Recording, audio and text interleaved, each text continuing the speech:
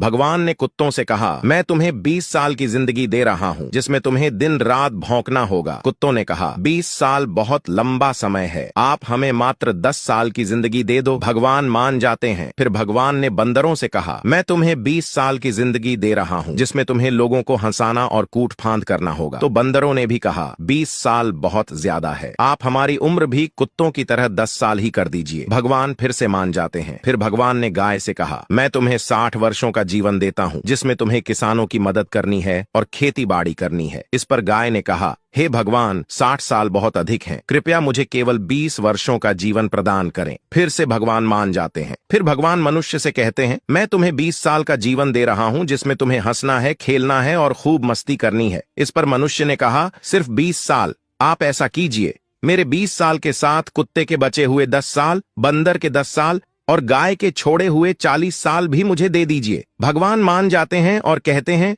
जैसी तुम्हारी मर्जी। हम भगवान के दिए 20 साल बहुत मजे से जीते हैं, उसके बाद के 40 साल कड़ी मेहनत और परिश्रम से जीते हैं, फिर बचे हुए 10 साल बंदरों की तरह हम कूट फान करते हैं और आखिरी बचे हुए 10 साल हम घर के बाहर कुत्तों की तरह बैठकर पूरी दुनिया पर भौंकते हैं। हो सकता है जिंदगी का सच ना हो, पर कहीं ना कहीं इसमें सच्चाई भी छुपी हुई है। हम भगवान के दिए 20 साल बहुत मजे से जीते हैं। अगर आप भी इस बात से सहमत हैं तो यस जरूर लिखें और इसी तरह की कहानी